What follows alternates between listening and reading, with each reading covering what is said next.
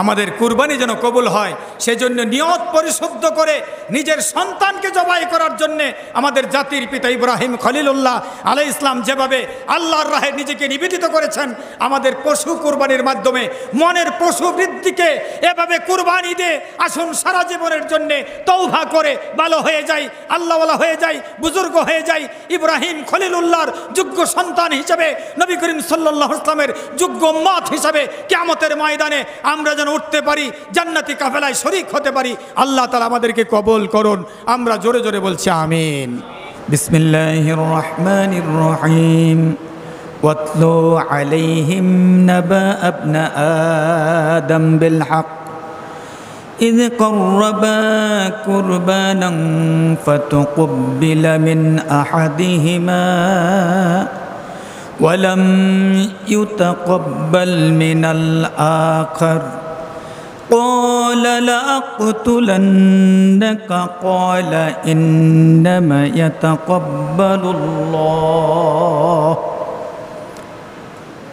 قال إنما يتقبل الله من المتقين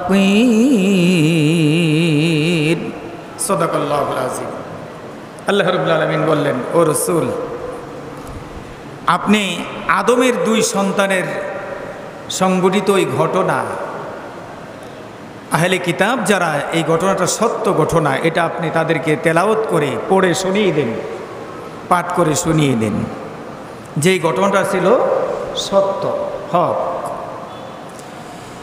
إذ قربا قربانا فتقبل من أحدهما, দুজনই কুরবানি করল, কিন্তু একজনের কুরবানি আল্লাহ গ্রহণ করলেন, একজনের কুরবানি কবুল হলো। হাবিলের কুরবানি কবুল হলো, কাবিলের কুরবানি কবুল হলো না। তখনকার দিনে কুরবানির একটা প্রসিদ্ধ নিয়ম ছিল, যে যে জিনিস কুরবানি করবে ওটা পাহাড়ের ওপর রেখে আসবে, আল্লাহর পক্ষ থেকে গায়েব থেকে আগুন এসে যাদের কুরবানিটা গ্রাস করবে, পুড়িয়ে দিবে, তাদের কুরবানি কবুল হয়েছে, আর যাদেরটা আগুন এসে পোড়াবে না তাদেরটা কবুল হয় নাই। ঘটনার সূত্রপাত ছিল আদম এবং হাওয়া দুজনকে যখন আল্লাহ রাব্বুল আলামিন পৃথিবীর জমিনে প্রেরণ করলেন, দুইজন দুইজন করে বাচ্চা হতো। মনে করেন 2023 সনে দুইজন বাচ্চা হয়েছে, এটা হলো সহদর। আবার 2025 সনে দুইজন হয়েছে, এটা সহদর না। তো বাচ্চাগুলি হতো, একটা হতো ছেলে, একটা হতো মেয়ে। একবার যেই ছেলে মেয়ে হতো, এই দুজন সহদর থাকার কারণে এই দুজনের বিয়ে হতো না, কিন্তু পরের যেই ছেলে মেয়ে হতো, ওখানের ছেলে প্রথমটার মেয়ে, আবার প্রথমটার মেয়ে ছেলে দ্বিতীয়টার মেয়ে, এভাবে করে বিবাহ দিতেন। ঘটনাক্রমে কাবিলের সাথে যে মেয়েটা হয়েছে এটা অনেক সুন্দরী হয়েছে, সুশ্রী হয়েছে, আর হাবিলের সাথে যেটা হয়েছে ওই মেয়েটা একটু কালো হয়েছে। এখন আদম আলাইহিস সালাম তারা যখন উপযুক্ত হলেন, হাবিলের সাথে বিয়ে দিতে চাইলেন কাবিলের সাথে যা হইল তাকে, আর কাবিলের সাথে বিয়ে দিতে চাইলেন হাবিলের সাথে যা হয়েছে ওই মেয়েকে।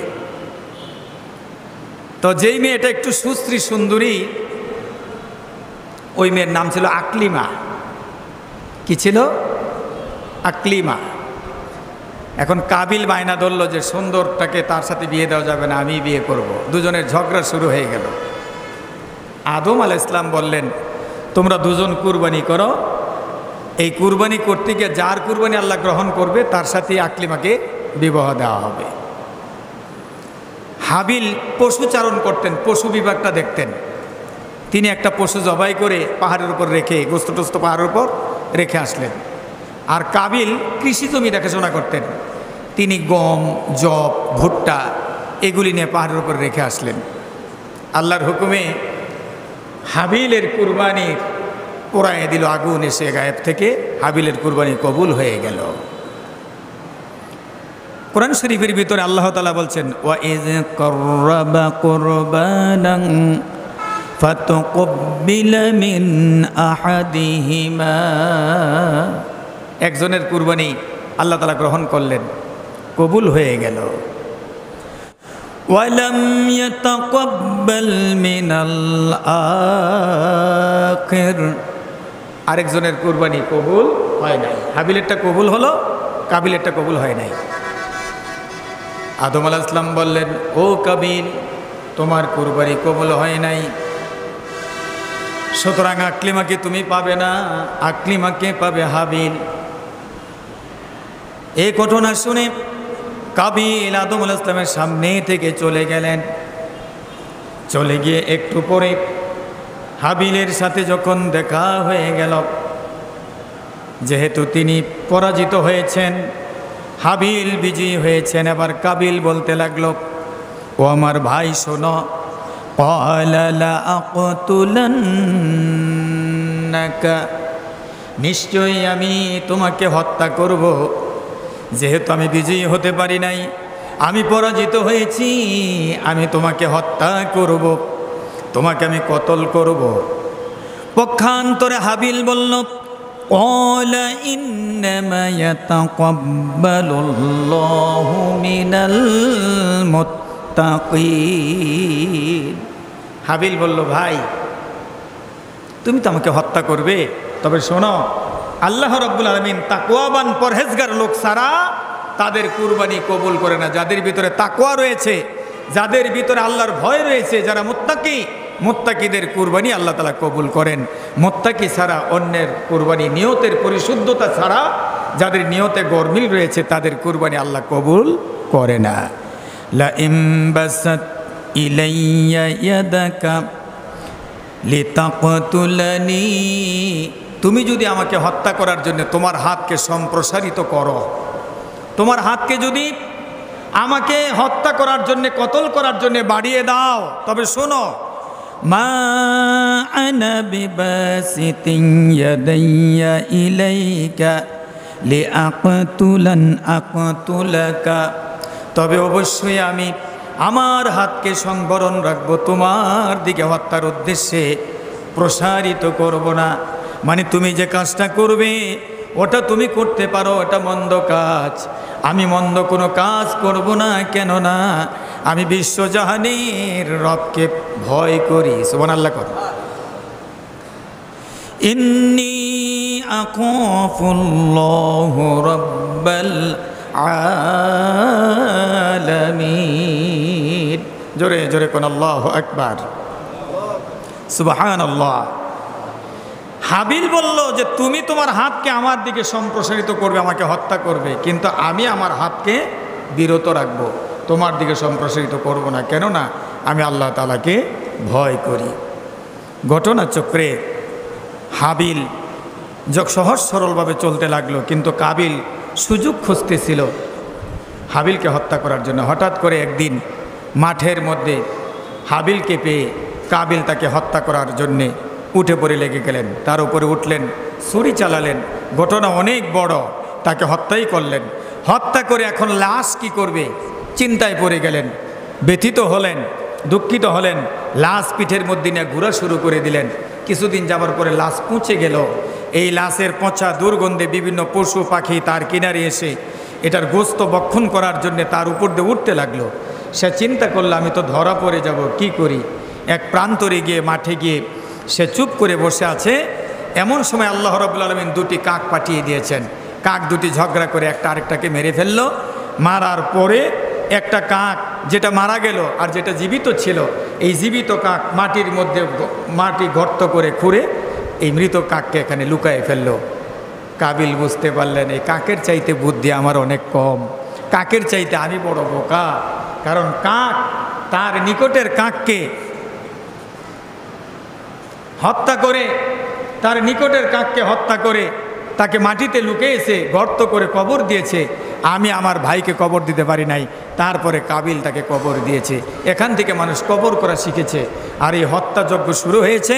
তো ওই ঘটনা, এই পৃথিবীর জমিনে যত হত্যাকাণ্ড হবে সমস্ত পাপের ভাগী হবে কাবিল। কারণ যে যে জিনিস সমর্থন করে ওই জিনিসের সওয়াব হোক আর গুনাহ হোক উভয়টাই সে কি পাবে। ভালো যদি সমর্থন করে তাহলে ভালোটাই পাবে, আর মন্দ যদি সমর্থন করে তাহলে মন্দটাই পাবে। তো ওখান থেকেই কুরবানির ইতিহাস শুরু। হাবিলের কুরবানি কবুল হয়েছে, কাবিলের কুরবানি কবুল হয় নাই। তারপরে ইতিহাসে আস্তে আস্তে করে দিন যেতে যেতে যেতে যেতে সহস্রাব্দীর পর সহস্রাব্দী, যখন মুসলমানের জাতির পিতা ইব্রাহিম খলিলুল্লাহ আলাইহিস সালাম এই পৃথিবীর জমিনে তিনি যখন কালিমার দাওয়াত দিলেন, দীর্ঘ সময় চলে গেল, ওনার কোনো বাচ্চা কাচ্চা হয় না, কোনো ছেলে মেয়ে হয় না। আল্লাহর দরবারে দোয়া করছেন, হঠাৎ করে আল্লাহ রাব্বুল আলামিন একটা সুসংবাদ দিলেন, একজন সুসন্তানের সুসংবাদ দিলেন। রব্বি হাবলি মিনাস সালিহিন।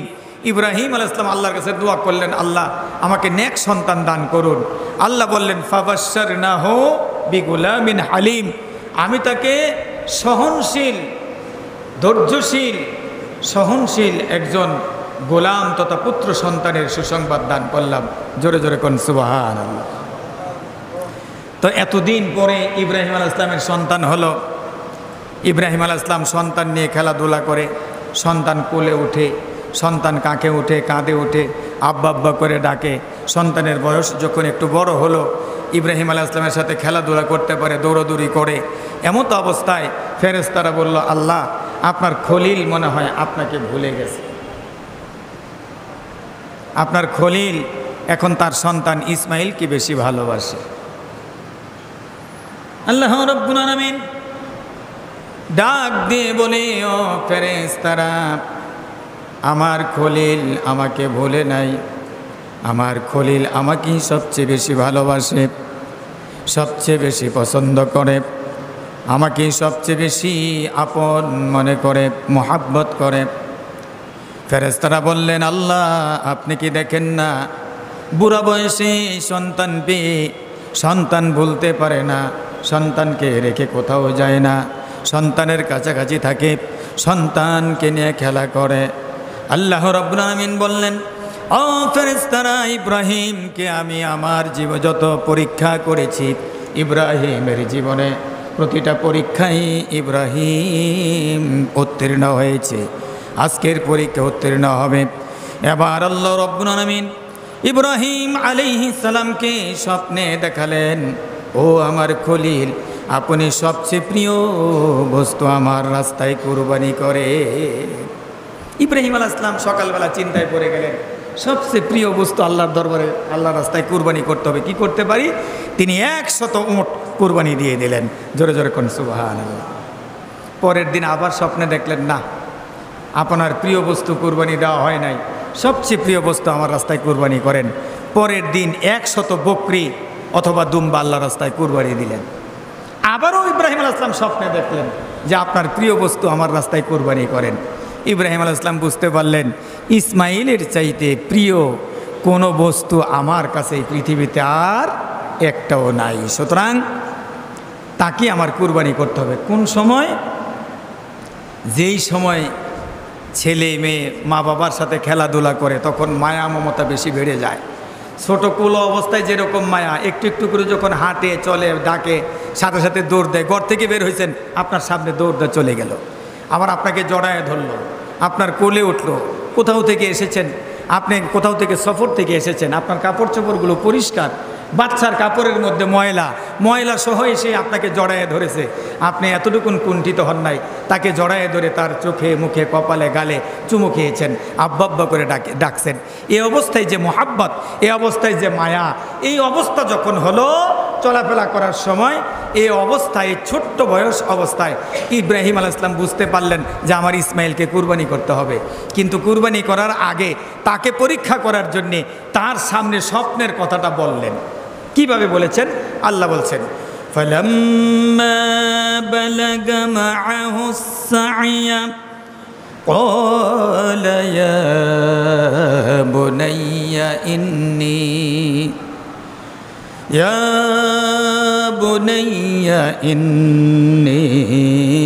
আরা ফিল মানাম আন্নী আযবাহুকা ফানজুর মাযা তারা। যখন চলাফেরা করার বয়স হলো, সাথে দৌড়দৌড়ি করার সময় হলো, এমত অবস্থায় ইব্রাহিম আলাইহিস সালাম ইসমাইলকে ডেকে বললেন, ইয়া বুনাই, হে আমার সন্তান, ইন্নী আরা ফিল মানাম, নিশ্চয়ই আমি স্বপ্নে দেখেছি আন্নি আসবাহুকা, তোমাকে জবাই করতেছি, তোমাকে কুরবানি করতেছি, ফানজুর মাজা তারা, সুতরাং তোমার অভিমত কি আমাকে বলো। ইসমাইল আলাইহিস সালামও আল্লাহর নবী, নবীর ঘরের নবী, খলিলের ঘর থেকে, ইব্রাহিম আলাইহিস সালামের ঘর থেকে এসেছেন নবী হিসাবে পৃথিবীর জমিনে। ইসমাইল আলাইহিস সালাম এই অপরিণত বয়সে, এই অল্প বয়সে বাবার প্রশ্নের জবাব দিলেন। قال يا أبت افعل ما تؤمر ستجدني إن شاء الله من الصابرين।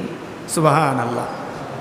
ইসমাইল আলাইহিস সালাম জবাব দিলেন, ইয়া আবাতি, হে আমার পিতা, ইফআল, আপনি করুন, মা তুমারু, আপনার প্রতি যা আদেশ করা হয়েছে। দেখেন, ইব্রাহিম আলাইহিস সালাম বললেন যে আমি স্বপ্নে দেখছি, ইসমাইল আলাইহিস সালাম বললেন আপনাকে যা আদেশ করা হয়েছে। তার মানে হলো ইসমাইল আলাইহিস সালাম বুঝতে পেরেছেন যে আমার আব্বা তো নবী, আমার আব্বা তো আল্লাহর খলিল, আল্লাহর পয়গাম্বর, আল্লাহর রসুল। সুতরাং উনি যা স্বপ্ন দেখেছেন এটাও ওহী, এটা আল্লাহর পক্ষ থেকে প্রত্যাদেশ, এটা আল্লাহর পক্ষ থেকে নির্দেশ। এই জন্য ইসমাইল আলাইহিস সালাম স্বপ্নের কথা না বলে বলতেছেন, আব্বা আপনাকে যা নির্দেশ দেওয়া হয়েছে এটা আপনি পালন করেন। ইনশাআল্লাহু মিনাস সাবিরিন, সাতাজিদুনি, আপনি আমাকে পাবেন, অবশ্যই আপনি আমাকে পাবেন, খুব দ্রুত সময়ের ভিতরে পাবেন ইনশাআল্লাহ, আল্লাহ চাহে তো, মিনাস সাবিরিন। এই পৃথিবীর জমিনে আরও যত ধৈর্যশীল গোলাম আছে, এই ধৈর্যশীল গোলামের মধ্যে আপনি ইব্রাহিমও একজন। নমরুদ আগুনের ভিতরে ফেলেছে, আপনি ঈমান হারা হন নাই, আল্লাহর পথ থেকে সরে যান নাই, আল্লাহর এই পরীক্ষায় আপনি উত্তীর্ণ হয়েছেন। অতএব আল্লাহ যত পরীক্ষা করেছেন সমস্ত পরীক্ষায় আপনি উত্তীর্ণ হয়েছেন। অতএব আব্বা, আপনি যেরকম পরীক্ষায় উত্তীর্ণ হয়েছেন, সবরকারীদের অন্তর্ভুক্ত ছিলেন, আমি গোলাম এই ছোট্ট হাকার ইসমাইল, আমিও সবরকারীদের অন্তর্ভুক্ত হব ইনশাআল্লাহ, তাদের মধ্যে আমাকে পাবেন। এখানে বিনয় নম্রতার বহিঃপ্রকাশ ঘটেছে যে তিনি এই কথা বলে নাই আমি অবশ্যই ধৈর্য ধরব। তার মানে হলো আমি একলাই ধৈর্যশীল গোলাম না, এই পৃথিবীতে আরও বহু গোলাম রয়েছে ধৈর্যশীল, তাদের ভিতরে আপনি আমাকেও পাবেন। সুতরাং আপনি আপনার আদেশ পালন করুন। জোরে জোরে করুন সুবহানাল্লাহ। কোন অবস্থায়? শিশু অবস্থায় ইসমাইল আলাইহিস সালাম সহ মা হাজেরাকে এই বাইতুল্লাহর কিনারে এনে দিয়ে গেলেন, বনবাস দিয়ে গেলেন, নির্বাসন দিয়ে গেলেন। মা হাজেরা প্রশ্ন করল, ও ইব্রাহিম, আল্লাহর খলিল, আপনি যে আমাকে জনমানবহীন এই মরুভূমির মধ্যে রেখে যাচ্ছেন, এখানে নাই কোনো পানি, নাই কোনো খাবার, নাই কোনো মহল্লা, নাই কোনো বস্তি, কোনো প্রতীকের চলার পথও এটা না, এখানে আপনি আমাকে রেখে যাচ্ছেন, এটা কি আপনার ইচ্ছায় নাকি আল্লাহর হুকুমে? ইব্রাহিম আলাইহিস সালাম বললেন, আল্লাহর হুকুমে রেখে যাচ্ছি। মা হাজারা কত ধৈর্যশীল ছিল, তিনি বললেন, যদি আল্লাহর হুকুমে রেখে যান আমার কোনো আপত্তি নাই, যে আল্লাহর হুকুমে রেখে যাচ্ছেন সে আল্লাহ আমাকে এবং ইসমাইলকে রক্ষা করবে। জোরে জোরে কোন সুবহানাল্লাহ। 2 দিন চলে গেল, 3 দিন চলে গেল, বুকের দুধ শুকায় গেল, পানির তৃষ্ণায় কাঁদে ইসমাইল। মা হাজারা পানির জন্যে দিক সেদিক দৌড়ায়, ছোটাছুটি করে, উকি মারে। এখানে সুমাইয়া মা হাজারা একটু দূর পর্যন্ত দেখার জন্যে সাফা মারুয়া পাহাড়ের উপর উঠলেন। প্রথমে উঠলেন সাফার উপরে, তারপরে ওখান থেকে গিয়ে উকি মারলেন, আবার পিছনের দিকে ফিরেও তাকালেন, আমার শিশু সন্তানকে কোনো হিংস্র প্রাণী নিয়ে যায় কিনা এই মরুভূমির মধ্যে, নাকি ঠিক আছে। সাফার উপরে উঠে দূর পর্যন্ত তাকাইলেন পানির সন্ধান করার জন্যে, পানি পাচ্ছে না। ওখান থেকে নেমে দৌড় দিয়ে আবার মারুয়া পাহাড়ের উপরে উঠলেন, আবারও পিছনে তাকালেন, দূর দিয়ে উঁকি মারলেন, কোথাও পানির সন্ধান পেলেন না। এভাবে 1 বার 2 বার 3 বার 7 চক্কর দিলেন। 7 বার। কয়বার? সাফা মারুয়ায় কয়বার সাই করলেন, দৌড়দৌড়ি করলেন কয়বার? 7 বার। হাজিদের জন্যে আল্লাহ রাব্বুল আলামিন হজের মৌসুমে এটা স্মৃতি করে রেখে দিলেন যে যতদিন এই পৃথিবী থাকবে মুসলমান বাইতুল্লাহ আসবে, হাজারা এই স্মৃতি বিজড়িত সাফা মারওয়ায় তাদেরকে সাই করতে হবে, সাই না করলে হজ হবে না। জোরে জোরে কোন সুবহানাল্লাহ। এবার হাজারা এসে সেজদায় পড়ে চোখের পানি ছেড়ে দিলেন, আল্লাহ আমি জানি তুমি সাহায্য করবা, তবে তোমার সাহায্য আমি গ্রহণ করব যদি আমার ইসমাইল জীবিত থাকে। আমার ইসমাইল যদি মরে যায় তোমার এই সাহায্য আমি চাই না, তোমার এই সাহায্য আমি গ্রহণ করব না। আল্লাহ রাব্বুল আলামিন জিবরাইল আলাইহিস সালামকে পাঠিয়ে দিলেন, ও জিবরাইল, ইসমাইলকে যেখানে শোয়াই রেখেছে হাজেরা, ইসমাইল পা দিয়া যে এরকম এরকম করে খেলে, পায়ের মুড়া দিয়ে মাটির মধ্যে আঘাত করে, এর নিচে জমজম কূপ আছে। কি আছে? জমজম। ও জিবরাইল, জমজমের উপরে যেই শিলাটা রয়েছে, প্রাচীরটা রয়েছে, এটা খুলে দাও। এই হযরতে জিবরাইল এসে প্রাচীর খুলে দিলেন, বালুর ভিতর থেকে পানির ঝর্ণা উঠতে লাগলো। জোরে জোরে কোন সুবহানাল্লাহ। মার দোয়া, এখানে মুফাসসিরিনে কোরআন লিখেছেন মায়ের দোয়া সন্তানের জন্য বিফলে যায় না। এই জন্য মার দোয়া নিয়ে যে সন্তান বের হয়, মার দোয়া নিয়ে যে সন্তান অগ্রসর হয়, ওই সন্তানের সফলতা অবশ্যই অবশ্যই অবশ্যই অবশ্যই সফলতার সুউচ্চ শিখরে ওই সন্তান আরোহণ করতে পারবে, এতে কোনো সন্দেহ নাই। জোরে কোন সুবহানাল্লাহ।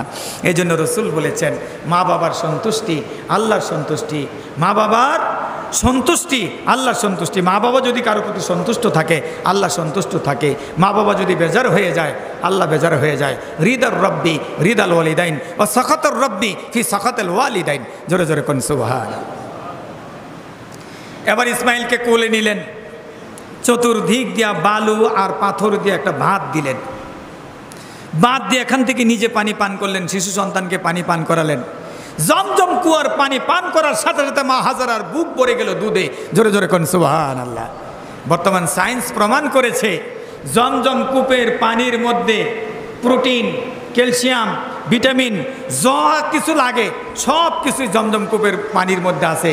হাজিরা যখন সাফা মারুয়া সাই করে তারপরে তওয়াফ করে যখন ক্লান্ত হয়ে যায়, একটু পানি যদি জমজম কূপের পান করে সাথে সাথে ক্লান্তি দূর হয়ে শরীরে পুরো শক্তি ফিরে আসে। এটা আল্লাহর নিয়ামত। জোরে কোন সুবহানাল্লাহ। এজন্যে ইব্রাহিম আলাইহিস সালামের সুন্নাত, ইসমাইল আলাইহিস সালামের সুন্নাত, আমাদের প্রিয় নবীর সুন্নাত, মা হাজারার সুন্নাত হলো পৃথিবীর সব পানি মানুষ বসে পান করবে, কিন্তু জমজমের পানি পান করবে দাঁড়িয়ে। জোরে জোরে কোন সুবহানাল্লাহ। আল্লাহ রসুল জমজমের কূপের পানি দাঁড়িয়ে পান করছেন। সাহাবী ইকরাম প্রশ্ন করলেন, নবীজি আপনি তো পানি বসে পান করেন এবং আমাদেরকে বসে পান করার নির্দেশ দিয়েছেন। ইব্রাহিম আলাইহিস ইসমাইল হযরত মুহাম্মদ সাল্লাল্লাহু আলাইহি ওয়াসাল্লাম জবাব দিলেন, এটা আমার বাবা ইব্রাহিমের সুন্নাত, এটা আমার ভাই ইসমাইলের সুন্নাত। জোরে জোরে কোন সুবহানাল্লাহ। তাদেরকে সম্মান করার জন্যে এটা দাঁড়িয়ে পান করছে। এজন্যে সব হাজিরা জমজমের পানি পান করে দাঁড়িয়ে। জোরে জোরে কোন সুবহানাল্লাহ। আর পৃথিবীর এমন কোনো মুসলমান নাই জমজমের প্রাণীর প্রতি তাদের আকর্ষণ নাই। এই জমজম কুমির ইতিহাস 29.5 ফিট হলো গভীর কূপ, কিন্তু এরকমভাবে পানি ওঠে, সব হাজিদের প্রয়োজন আল্লাহ রাব্বুল আলামিন জমজম কূপ থেকে পূরণ করে দেন। জোরে জোরে কোন সুবহানাল্লাহ। কোনোদিন জমজমের পানি শুকায় যায় নাই, কোনোদিন জমজমের পানি যে আজকে আর পানি উঠানো যাবে না, পানি শেষ হয়ে গেছে, এই শব্দ আমরা শুনি নাই, কিয়ামত পর্যন্ত শোনাও যাবে না। সুতরাং মায়ের দোয়া কত কাজের একবার চিন্তা করেন। এই জন্য যুবক বন্ধুরা, এই যে ঈদুল আযহা সামনে আসছে, আপনারা বাড়িতে যাবেন, মায়ের জন্য কিছু উপহার সামগ্রী কিনে নিয়ে যাবেন, মায়ের কাছে দোয়া চাইবেন, মার কদম বুসি করে বাড়ি থেকে বের হবেন, মাকে সালাম করে বাড়ি থেকে বের হবেন, খুশি হবেন আল্লাহ রাব্বুল আলামিন। এই জন্যে মা বাবার মনে কখনো কষ্ট দিবেন না। তো আল্লাহ রাব্বুল আলামিনের খলিল যখন প্রশ্ন করলেন যে ইন্নী আরা ফিল মানাম আন্নী আযবাহুকা ফানজুর মাজা তারা, ও আমার বৎস, ও আমার সন্তান, আমি স্বপ্নে দেখেছি তোমাকে জবাই করতেছি, এখন তোমার অভিমত কি আমাকে বলো। ক্বালা ইয়া আবাতি ইফআল মা তু'মারু সাতাজিদুনি ইনশাআল্লাহু মিনাস সাবিরিন। সন্তান বলছে, আব্বা আপনি যে নির্দিষ্ট হয়েছেন, আপনাকে যে আদেশ করা হয়েছে, এই আদেশ আপনি পালন করুন, এটা আপনি বাস্তবায়িত করুন, ইনশাআল্লাহু মিনাস সাবিরিন, আপনি আমাকে সবরকারীদের মধ্যেই পাবেন। এবার ইসমাইল আলাইহিস সালামকে নিয়ে ইব্রাহিম আলাইহিস সালাম রওনা করলেন। মা প্রশ্ন করছে, কোথায় নিয়ে যাও? কয় বাদশার দরবারে নিয়ে যাচ্ছি আমার সন্তানকে। তাহলে বাদশাকে কথা কয় না, বাদশাকে। এই জমজম কূপ বাইতুল্লাহর কিনার থেকে ইসমাইল ইসলামকে নিয়ে চলে গেলেন মিনার প্রান্তরে। কুরবানি কোথায় হয় হাজিদের? কোথায় কয় না, কুরবানি কোথায় হয়? মিনার। এই মিনার প্রান্তরে চলে গেলেন ইসমাইল আলাইহিস সালামকে নিয়ে। যখন যাচ্ছেন শয়তান চিন্তা করলো সর্বনাশ, পরীক্ষায় তো ইব্রাহিম খলিল উত্তীর্ণ হয়ে যাবে। হাজারাকে এসে বলছে, তুমি জানো তোমার সন্তানকে নিয়ে যাচ্ছে জবাই করার জন্য। এবার হাজারা ঢিল মারলেন, এই শয়তান দূর হয়ে যা, বাবা কি কোনো দিন সন্তানকে জবাই করতে পারে? শয়তান চিন্তা করলে বাবু তো বিশ্বাস হবে না। আরে তুমি জানো না আল্লাহ নির্দেশ দিছে তোমার সন্তানকে জবাই করার জন্য। মা হাজারা বললেন, ও শয়তান দূর হয়ে যা, আল্লাহ যদি নির্দেশ দিয়ে থাকে একটা ইসমাইল কেন, আমার যদি 1000টা ইসমাইল থাকতো এই 1000 ইসমাইলকে আল্লাহর রাহে কুরবানি করে দিতাম। সুবহানাল্লাহ। যেমন বাপ তেমন মা তেমন সন্তান। এখন সব মানুষ ইসমাইলের মতো সন্তান চায়। গতকালকে এক জায়গায় আলোচনায় আমি বলেছি যে হাসান হোসাইনের মতো সন্তান চায় মানুষ। এসে বলে, হুজুর আমার সন্তানের জন্য দোয়া করবেন, আমার সন্তানটা যেন ভালো হয়, আমার সন্তানটা যেন হাসান হোসেনের মতো হয়। আমি বললাম, আপনি কি আলীর মতো পিতা হয়েছেন? আর কথা কয় না। আপনি সিগারেট টানেন, আপনি মদ খান, একক তো নামাজ পড়েন না, মসজিদে যান না, আল্লাহর রাস্তা আপনার ভালো লাগে না, রসুলের সুন্নত আপনার মধ্যে নাই। আপনি হাসান হোসেনের মতো সন্তান চান, আপনি আগে আলীর মতো পিতা হন, আপনার সন্তানগুলো হাসান হোসাইনের মতো হয়ে যাবে। কথা কোন ঠিক কি ঠিক না? তো যেমন মা তেমন সন্তান। মা জবাব দিয়ে দিলেন। এবার চিন্তা করলো তার সাথে তো পারা যাবে না। এবার ইসমাইলকে বললেন, ইসমাইল তুমি যাও না, তোমার বাবা তোমাকে জবাই করবে। ইসমাইল ইসলাম ডাক দা বলে, আব্বা আমাকে এই বুড়া লোকটা বলতেছে তুমি নাকি আমাকে জবাই করতে নিয়ে যাচ্ছ। ইব্রাহিম আলাইহিস সালাম বললেন, তুমি তাকে ঢিল মারো, সে শয়তান। ইসমাইল আলাইহিস সালামও ঢিল মারলেন। কয় জায়গায় হলো ঢিল মারা?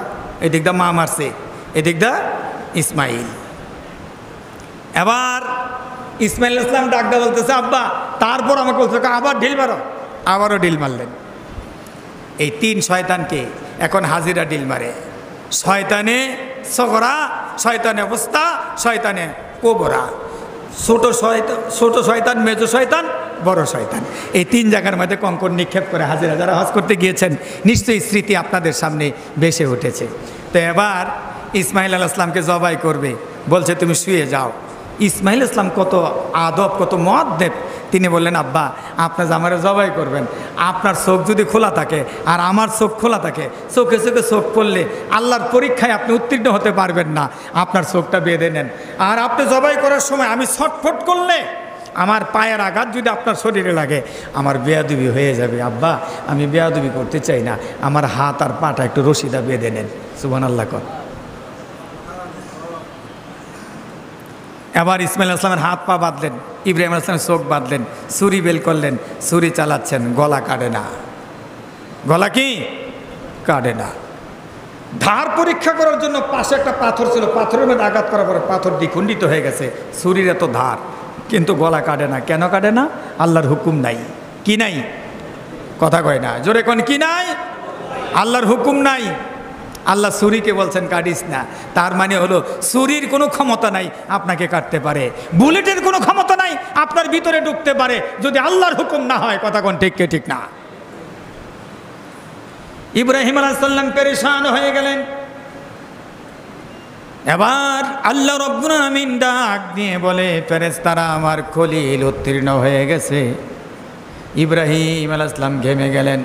আল্লাহ ডাক দিয়ে বলে, জিবরাইল জান্নাত থেকে একটা দুম্বা নিয়া ইব্রাহিমের শরীর নিচে ধরে রাখো। ইব্রাহিম আলাইহিস সালামের চোখটা তখনও বাঁধা। জান্নাতি দুম্বা এনে জিবরাইল যখন নিচে ধরে রাখলেন, ইব্রাহিম আলাইহিস সালামের হাতের মধ্যে রক্ত লাগলো। বিসমিল্লাহি আল্লাহু আকবার। রক্ত লাগলো, চোখ তিনি খুললেন। খুলে দেখেন ইসমাইল পার্শ্বে দাঁড়িয়ে আছে, জবাই হয়েছে একটি জান্নাতি দুম্বা। জোরে জোরে কোন সুবহানাল্লাহ।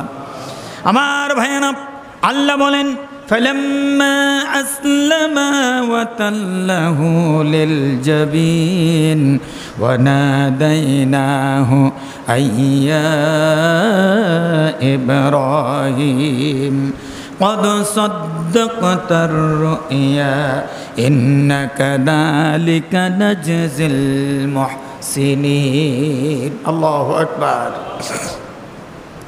আল্লাহ তাআলা ডাকদা বলে, ইব্রাহিম তুমি তোমার স্বপ্ন সত্যে রূপান্তরিত করেছ। আর এভাবেই আল্লাহ তাআলা সৎকর্মশীলদের প্রতিদান দিয়ে থাকেন। জোরে কোন সুবহানাল্লাহ। সময় শেষ। সর্বশেষ যে কথাটা বলবো সেটি হচ্ছে, আসুন আমাদের কুরবানি যেন আল্লাহর দরবারে কবুল হয়, আমাদের কুরবানি যেন কবুল হয়, সেজন্য নিয়ত পরিশুদ্ধ করে নিজের সন্তানকে জবাই করার জন্যে আমাদের জাতির পিতা ইব্রাহিম খলিলুল্লাহ আলাইহিস ইসলাম যেভাবে আল্লাহর রাহে নিজেকে নিবেদিত করেছেন, আমাদের পশু কুরবানির মাধ্যমে মনের পশু বৃদ্ধিকে এভাবে কুরবানি দিয়ে আসুন সারা জীবনের জন্যে তওবা করে ভালো হয়ে যাই, আল্লাহওয়ালা হয়ে যাই, বুজুর্গ হয়ে যাই, ইব্রাহিম খলিলুল্লাহর যোগ্য সন্তান হিসেবে, নবী করিম সাল্লাল্লাহু আলাইহি ওয়াসাল্লামের যোগ্য উম্মত হিসেবে কিয়ামতের ময়দানে আমরা যেন উঠতে পারি, জান্নাতি কাফেলায় শরীক হতে পারি। আল্লাহ তাআলা আমাদেরকে কবুল করুন। আমরা জোরে জোরে বলছি আমিন।